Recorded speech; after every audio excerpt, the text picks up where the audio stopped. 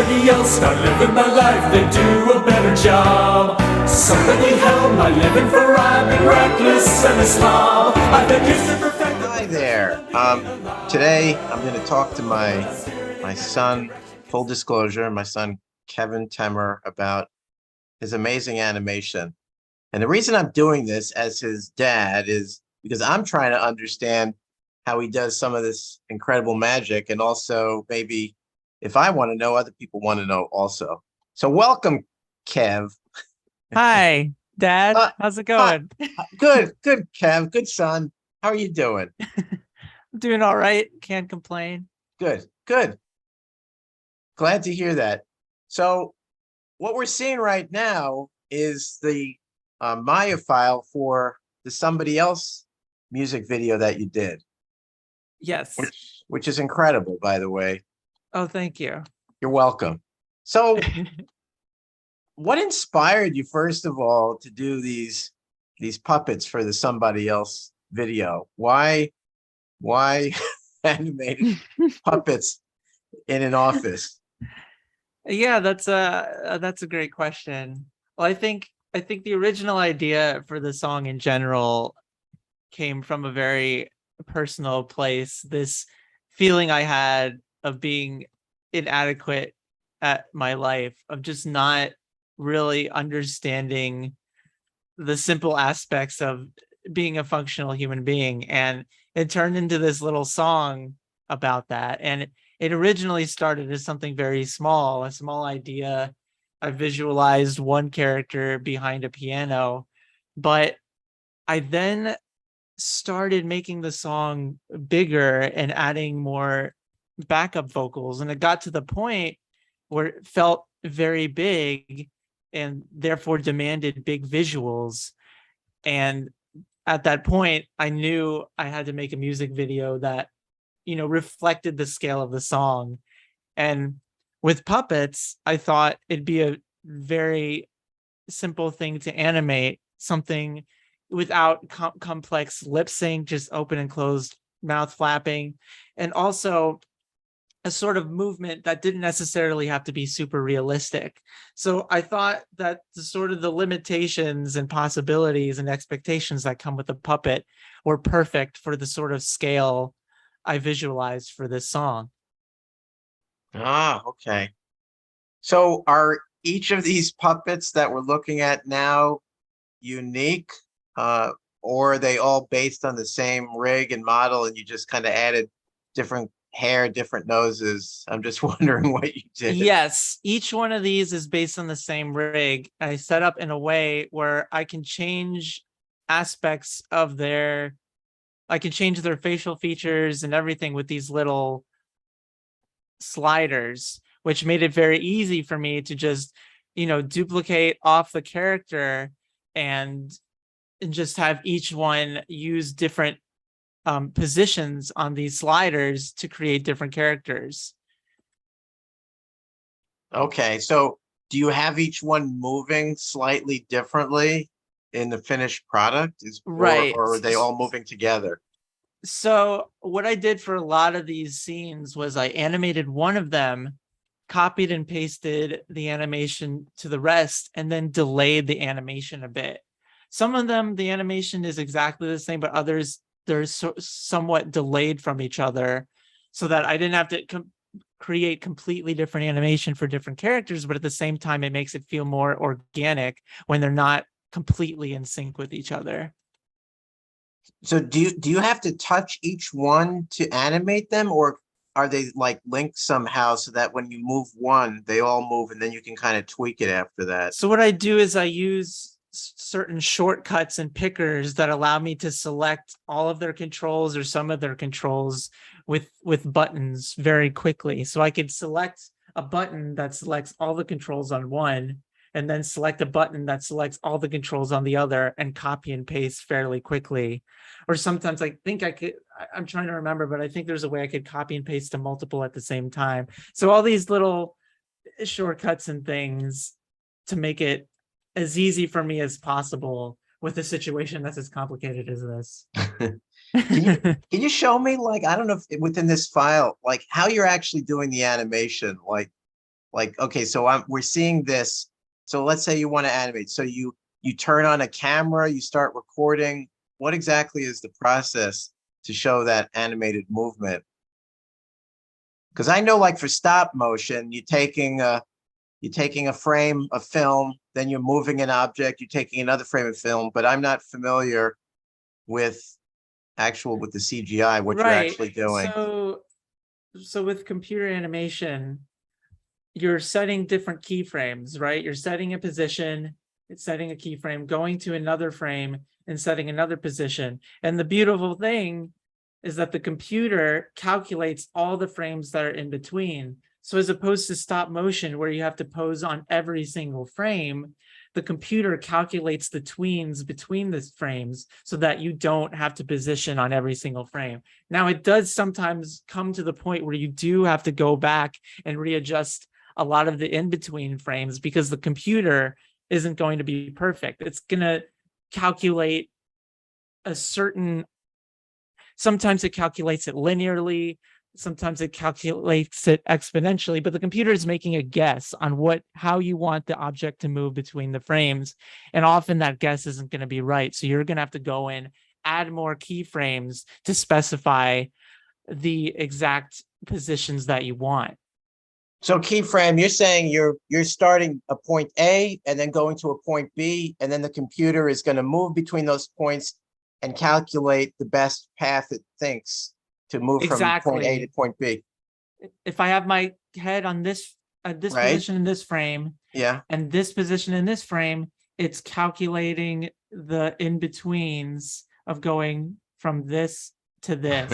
And So let's say I don't, how does it I'm know to sorry. move in that? Do you have like an orbit set or something that it's going to move within? Well, yeah, you can change sort of the where the orbit is coming from. But that also is hard to do once you already rigged the character, and that can mess things up sometimes. But yeah, it's calculating it from a certain point that you're rotating from.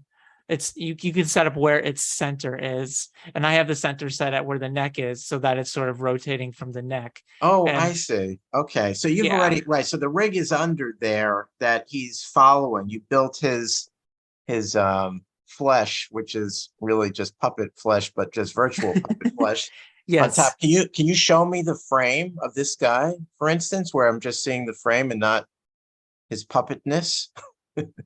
Oh, you just want to see like his. Hold on. Yeah, the rig, right. Yeah, the Right. So he's right, that's got it. Yeah, there you go. yeah. So he's Oh got all wow. these joints and doohickeys on the inside. Now, I didn't make this from scratch. I used there's an auto rigging tool called the setup machine that I downloaded, which helps you sort of, it comes with like a skeleton, and you position the joints of the skeleton within the shape of the character, and then you hit a rig button, and then it sort of ties everything together. And you still often have to make some adjustments, but it makes the process a lot easier than starting from scratch. And as you can see, Oh, all these guys have little rigs in them. right. Okay, so and then how do you I don't know how easy it is to do that, but show me how you built his flesh on that, or his puppet flesh on top of that rig. Right. So he's made out of Geo. As you can see, there's all these wireframes, and a lot of these start with either spheres or cubes that I, pull on, extrude from to mold into the shapes that I want, sort of like sculpting with clay, but on the computer. And then, of course, I texture them with different materials to get certain looks. And some of them are certain cheats. For example, this isn't really hair. This is a piece of Geo that I textured to make look like hair using transparency maps and other cheats like that. Oh, But okay. a lot of these things are a lot of cheats, tricks to make it look a certain way. So like the texture to make them look like puppets. What did you do for that? Yeah, so I use something called a sampler info node, which is it's basing the view toward the camera to make the object appear a little bit lighter toward his edges, which is a thing that happens in real life with certain materials like silk and felt. There's other things where I used a bump map to get this sort of texture, this cloth texture on him, which admittedly does not look super good up close, but from far away it usually gets the job done. The same thing for the nose. It's a little easier to see that I did that sort of thing where it gets lighter toward the edges, as you can see. So it automatically does that no matter which way the camera is facing, it's getting lighter toward the edges. See how it's like a different shade here than it is here? I Yeah. don't know if you can see that. Is there a way to look at it? Like, I know you don't do like a fully rendered, but you do play blast. So how do you know what it's going to look like play blast without completing the whole thing? Can you like turn that just this puppet, animated puppet, into something that it's going to, so you can understand what the felt and fabric and the textures are going to look like more in the play blast format? Yeah, I mean, normally I might not do it now because it might freeze the program, but I turn the lighting and shadows and motion blur and other things on to see what it's going to look like in the final product. And then I I see. often will play Okay. blast it. And I'll play blast it to see what the motion looks like, because a lot of the time the motion doesn't look super smooth when I play it in here because of the file size and the complexity of everything. But sometimes you can also select the character, isolate the view so you're only looking at the character, and that sometimes speeds up the what you're looking at, so you can get a better idea of what the final motion will look like. Oh, can you do that live here? Can you isolate one Yeah, let me character? see. Hopefully it won't break everything, but let's see what happens. Oh, is it not? Oh, I forgot. I don't have 1 second. Yeah. Let me turn off. Let's see if this will work. Maybe.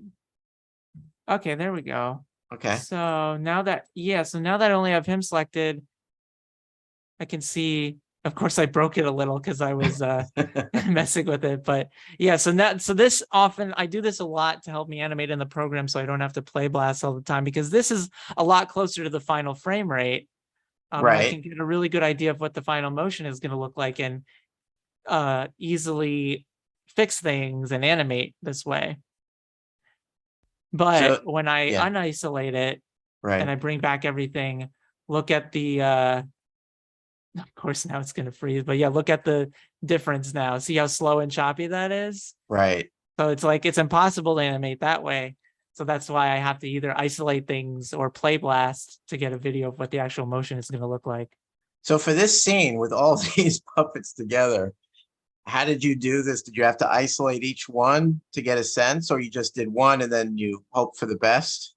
Well, what from I it? did, because I knew what the motion would look like with one of them. Once I figured that out, I just copied and pasted it onto the others and delayed the movement. But I knew more or less what it was going to look like. But of course, I would often play blast. I would play blast a lot to just sort of see how everything is looking together, how they all feel when moving together, and how they look with the with the camera movements and all of that.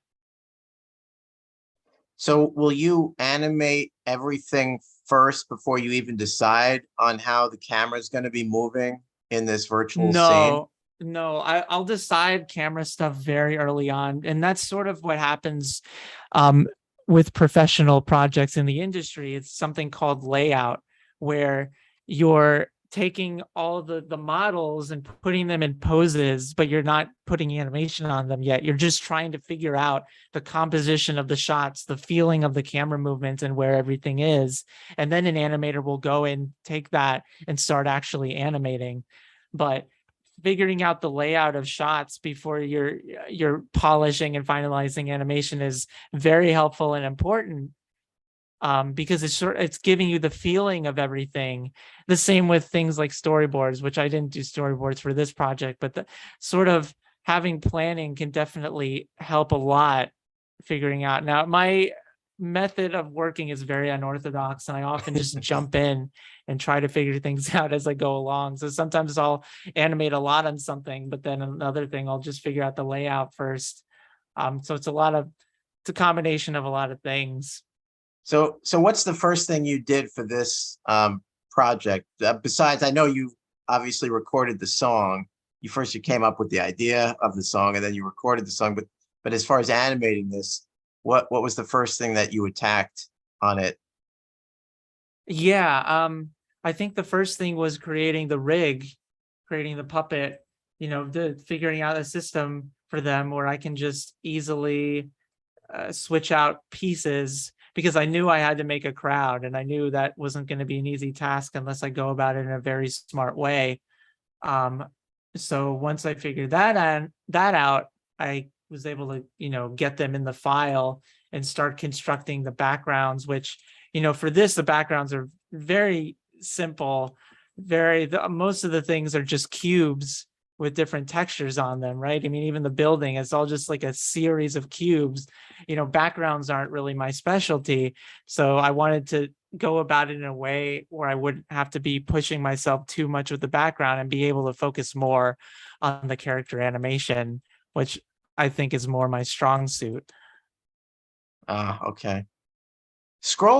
If I don't know if you can move, if this is the whole file. Do you have the scene, that crazy scene where there's tons of them marching through and it's like zooming out, or is that not in this file? Oh, the one where on the Earth? Yeah, Or it's just the where the most of the characters, it's like a crazy scene where it just keeps I growing, could try opening that file, or but no, even that's not in this or file. oh, that's not in this, or does this have the one where a bunch of them are marching, or is that not in this one either? No, this isn't in this one, but I could open the file if you want. No, that's okay. That's okay. I just want to. So this But if you one have has, questions okay, about that, I could yeah. tell So you. this one has the guys at the desks, right? And then you've got the guy, the window washer, right? So show Yeah. me that so you knew you were going to zoom out from these guys and move out to the window washer outside. Well, first you knew that guy was gonna move across the scene, and then you were gonna move out to the window washer, right? Before you even Yeah. did it. Okay. Yeah, and that's why I was trying to set everything up so that I had the outside of the building modeled, and oops, sorry about that. And so yeah, I was trying to make sure I had all the pieces I needed, Right. including this part as well, and so certain pieces were hidden at first, like I think this alley doesn't exist at first. Yeah, Right. it like pops up, and like the moon pops up too. So certain things are like coming in and out of visibility. Um, and at that point, I got to the point where I'm like, okay, I need to go into another file after this shot because it's getting a little hard to keep track of everything. Um, Wow. Okay. Yeah, so that so go back to the scene in the office, zoom back in there with all the guys there. So what the first time I saw this, I thought of the inspiration from the producers when yes, they're all the accountants in the office definitely. singing that song. A lot of inspiration from that. Yeah. So what were you, okay, so is that what you were thinking, the mundane tasks of working, and basically, I guess the puppet master is the job, right? Or just life in general, kind of controlling you, turning you into a puppet robot? Yeah, in all honesty, I didn't really think a lot about the puppet master and more just about the puppets and all how we all feel this way. But that's definitely a good point. How, like, I guess, capitalism or things that control us can often feel like it's the puppet master and we're the puppets. But I think like a lot of the idea of this is how we all sort of feel a certain way, and we feel like we're alone in that way of thinking, but at the end of the day we're all sort of thinking that we're all singing that same song in our cubicles. Because the cubicle doesn't have to necessarily be a job cubicle. It could just be sort of the space around us that makes us feel isolated from everyone else, that makes us feel trapped. And I think that, like, sometimes you have to realize you take down the wall of the cubicle and there's your friend right next to you feeling the exact same thing, and you just don't realize it. Oh, that's interesting. So my question then is, are these marionettes where someone is pulling the string, or are these puppets where somebody's up their ass? Or is it That's a a very good combination? question. I mean, if we're going by the technicality of what kind of puppets these are, they're supposed to be rod puppets where yes, the hand is up their ass and they have Okay. rods controlling their the hands. So yeah, I'd say definitely hand up the ass. Do you they don't look like they're totally depressed though. They more look like, I mean, they all, I guess I because mean, they're some of puppets, them they do. kind of look like they're, yeah, they kind of look like they're smiling, but half smiling or being forced to smile. It's almost like, well, they're puppets, so it's hard for Yeah. them to smile, but they're kind of stuck in that picture that they have and really can't change the shape much. So that's why I was Yeah. trying to figure out how, if they're happy or not. Well, I mean, I'd say by the things that they're singing is that they aren't happy.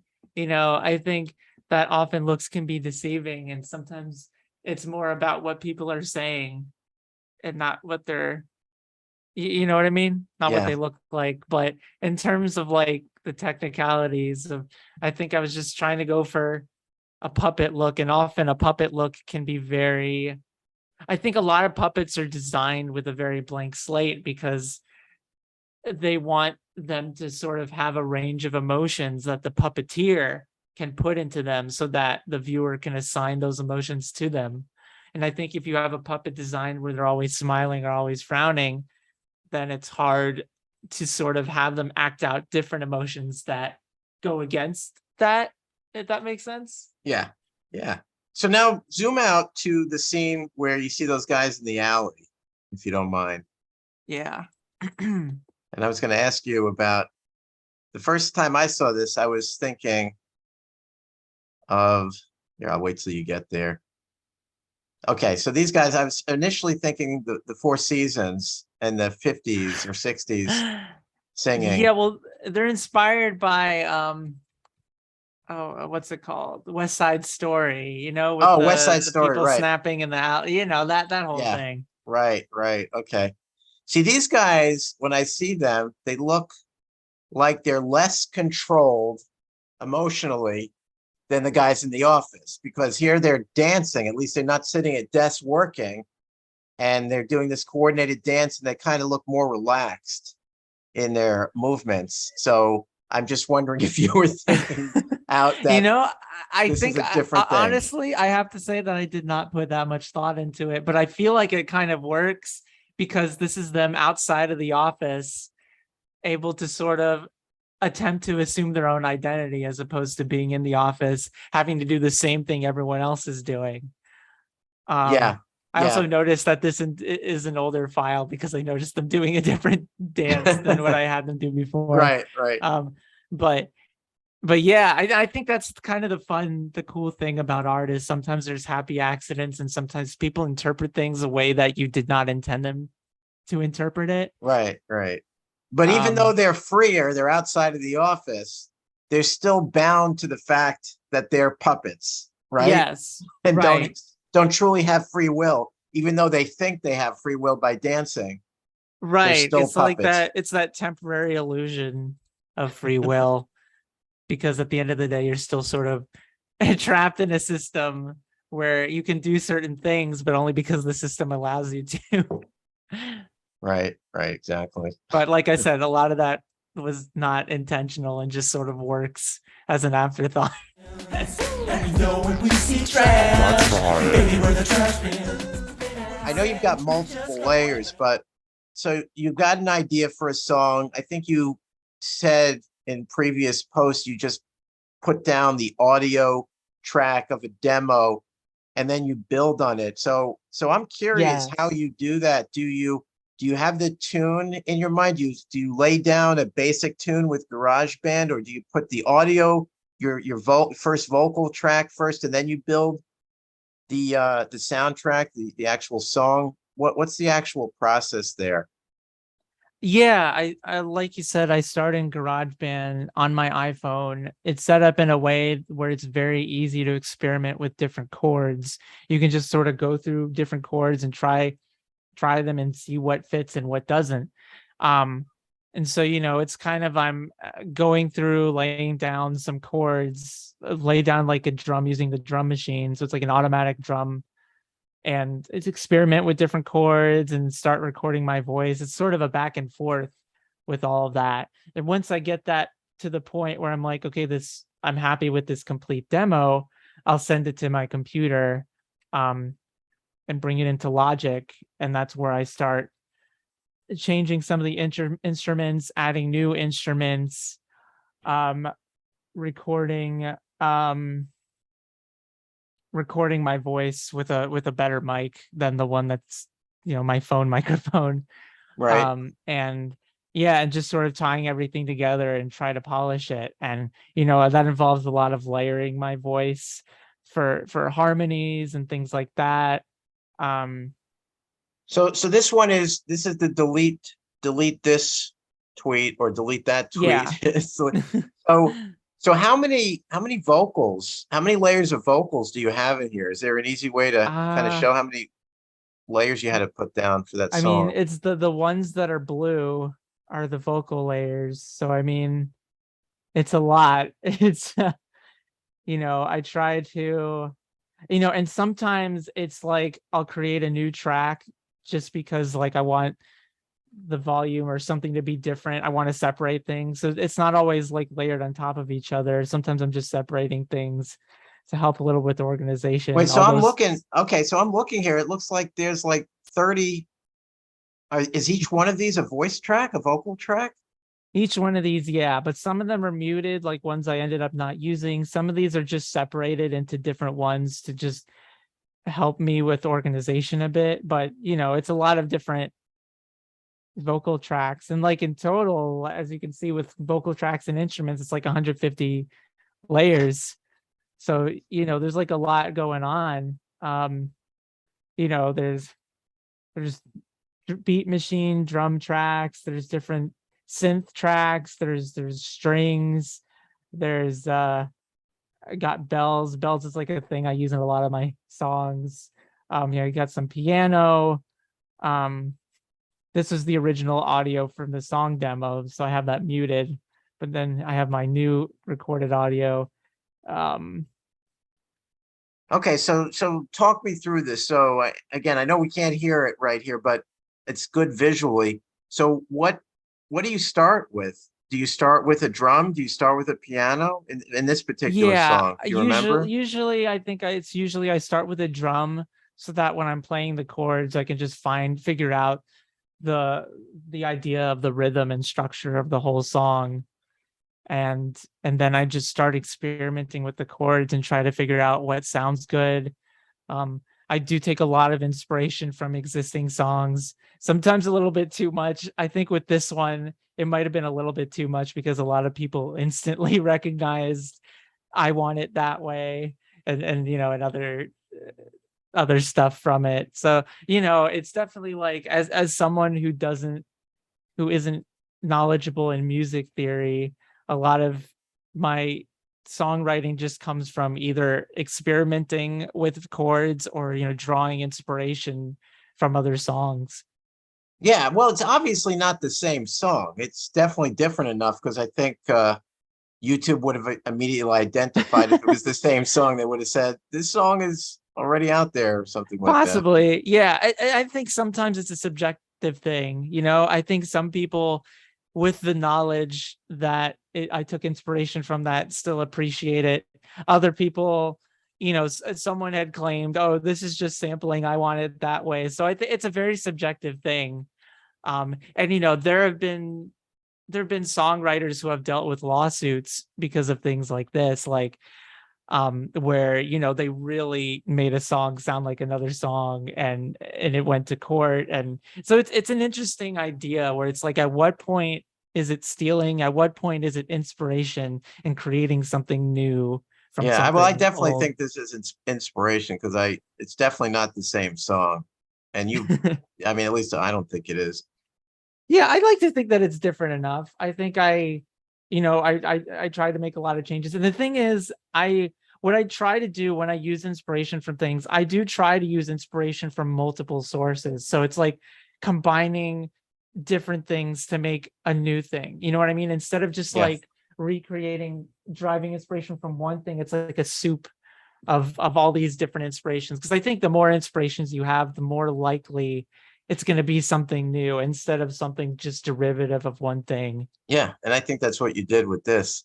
So in your mind, when you were coming up with this song, were you actually hearing the music as you were doing the words? I'm just, if you can explain that process, if it's possible. I'm trying to remember it. I think it's sort of a back and forth because it's like you come up with like one verse and or chorus, and like you sometimes it's like you just get the melody down and then you're still trying to play around with the lyrics, or sometimes you get the lyrics and then you're trying to still mess around with the melody. So it could be a lot of back and forth, just tweaking everything until it's right.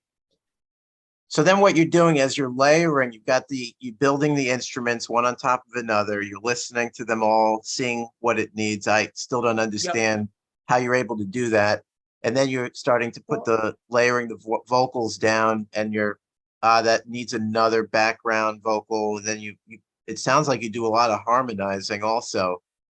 Yeah. I'm just not sure how that's all coming together. It still is kind of amazing to me how you pull that Well, off. thank you. I mean, you explained it very well. It's just like throwing in more things to try to, everything is there to support the song, you know, the harmonies, the instruments. If something needs to feel stronger, you know, putting in things like I don't know, trumpets or like bells or things, it's all like you're just sort of trying to get these different feelings.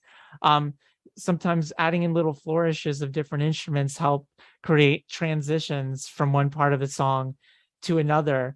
You know, it's all like there is sort of, I guess, like a science or art to it, but it's also very subjective, and it's all just like trying to think what sounds good, what sounds right. And it's a lot of trial and error. I'll throw things in there and I'll be like, oh no, that made it sound worse, and get rid of it. Um, you know, it's all very, and it's all a balance. You know, it's hard to like manage so many layers with voices, and sometimes it gets to a point where it sounds too crowded, or there's too much going on. And you know, it's always like every time it feels like an experiment, a learning experience. You know, every time I try to make like do something in a different genre than I'm used to, it's all very, I'm just like trying to figure it out. Yeah, so And I want to look at these instruments if you don't mind. So go a little slower. So you've got at the top these three beat machines, then you've got this bell echo, this classic funk synth bass, a 70s analog lead, the charm bell, Abbey Wood, which looks like violins or cellos or something. South yeah, African singers. I'm assuming you labeled that, or these vocals that are no, pre-recorded. they're automatically labeled. They're the instruments that I can choose from. Oh, these are instruments. Okay, claps, Abbey Wood. Okay, sampler, and the sampler. What are those? Those are all saying the same thing. What is the sampler? I'm trying to remember. I think it. Okay, this is like man, I wish you could hear this, but it's sort of like, it sort of sounds kind of like a circuit board, sort of. It's just like a Oh, doo doo doo okay. doo doo doo Oh, I doo got you. doo. Okay. Um, yeah, so you know, and that I actually I had a very specific reason for putting that in there, and that was to support the melody. I felt like with the singing of the song, it felt like the melody wasn't coming out strong enough. So I decided to put this in to support the melody of what the the trash cans were singing. So Oh, sometimes okay. that'll happen when I feel like a certain tune isn't coming out strong enough. I'll have another instrument playing the same tune, because a lot of the instruments, they're not playing the melody, Right, they're harmonizing like the bass or like right, the orchestra, they're playing like chords and stuff, but usually it's like the singers that are singing the melody. right. But there are cases where everything is competing with the singers, so I'll need an instrument to also be having playing the same melody as the singers to support them. So you obviously have an end product in your head of what you want this to sound, because this is like a piece of marble. You know what you want it to look like. You're chipping away at the marble to get to the end result and Right. removing It's things. So in your mind, and I still don't know how you hear that because you don't really have any formal musical training, Well, how you get to that place where you're like, okay, now this is perfect. I've got just the right amount of instruments and vocals, and the harmony is great. This sounds perfect. And that's what you were trying to achieve. How did you know what that was going to sound like in your head? right. And I think for me, it's a combination of marble and clay because there is a certain thing I have in mind, but it's never exactly what happens in the end. There's always this bit of like discovery that happens in the process. As I'm attempting to go for something, there's also these happy accidents that happen that make me realize, oh, I can make this sound this way. Oh, this sounds even better than I was hoping for, or this sounds different than I was hoping for, but I think this works. So, it's just a combination of heading toward a goal, but then it's like a new goal is created because of these happy accidents along the way. Ah, okay, that's interesting. And I used to watch you do this when you were younger, like a long time ago. Sit at the computer and listen to one track, lay down another, and you would harmonize. You had your headphones on, so I was always listening to you singing these things that by itself sounded strange. But then once it was all put together, I was like, how did you put all that together like that in your mind? I always found that fascinating. I'm not a singer, so I have no idea how people do that, but I was always fascinated listening to you lay down those tracks. I would assume a similar thing has been happening for these songs also. You're laying it down, you're listening, and then you're adding lines, bits and pieces, and then seeing how that sounds going back and then adjusting, adding more. Is that correct? Yes, yeah, definitely. And I think a lot of these pieces sound, especially the vocal parts, sound very weird on their own because I'm not a trained singer. A lot of these things that sound horrible by themselves sound a lot better together because I'm thinking of the big picture. I'm thinking of how the harmonies work together. And So that's also what I'm it's trying to figure out. How, okay, so you're listening to it. How do you, right, by itself, it always sounded strange. How do you know how to make that sound when you're singing so that you can mix it easily? For a person that doesn't sing, well, I'm trying to understand it, how you're able to tune your brain to say, okay, I need to produce this sound to match up with these 15 other vocals to harmonize with it. well, I guess it's just a matter of trying to harmonize that sort of instinctual, like I don't know. Some people some people know how to harmonize, and I guess some people don't, or maybe some people can be taught.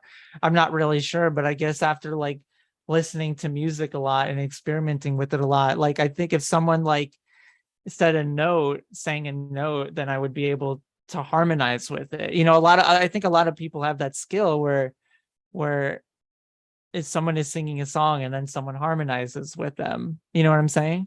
Yeah. So I think it just comes down to that. So the only difference is I'm just harmonizing with myself. So I'm listening to a track that I played, and then I'm like, okay, now I'm gonna sing in a different tune, but that harmonizes with that track. And it doesn't always come out perfectly. As sometimes I have to try again and again until it sounds good. Yeah. But it's sort of just that instinctual, like, oh, they're singing this note, then I'll sing this note because that's the harmony. Right. That note harmonizes or sounds good with that note.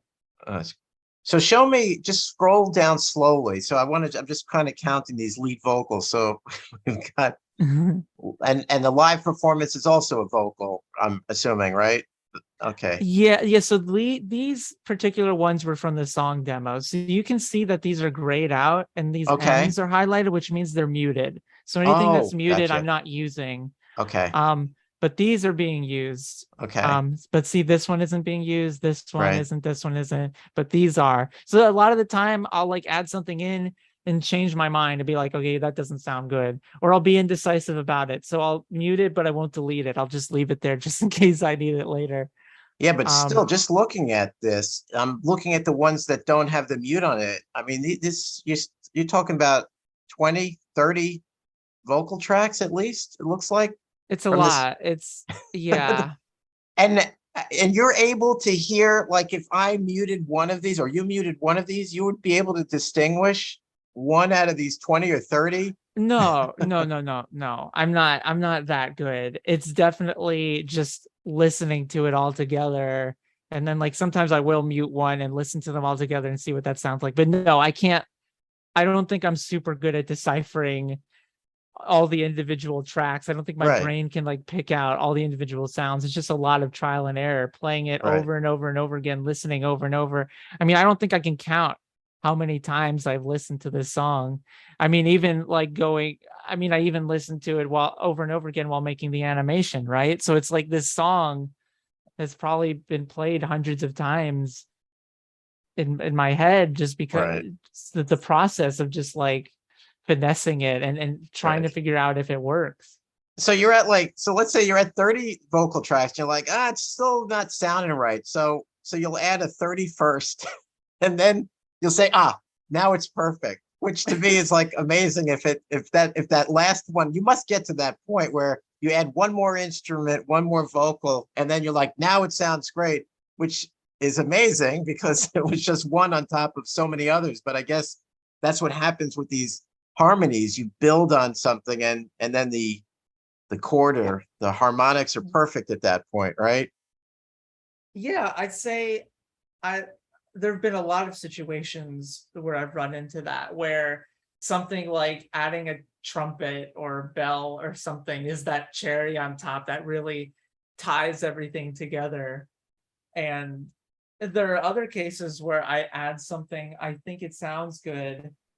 And this is an interesting thing because I've talked to another composer friend of mine, and he said that he does not experience this, but sometimes I'll do something new to the song, it'll sound better, then I'll play it the next day and think that it sounds worse, and go back to how it was before. There are certain situations where walking away from something and coming back to it, it'll sound so different to me. It'll be jarring to me. I think that it's like I'll listen to something for so many times that my brain will have this structure of it, and that any little changes won't be that bad. But then coming back to it after not listening to it for a while, it'll be so jarring and I'll realize that it's not working.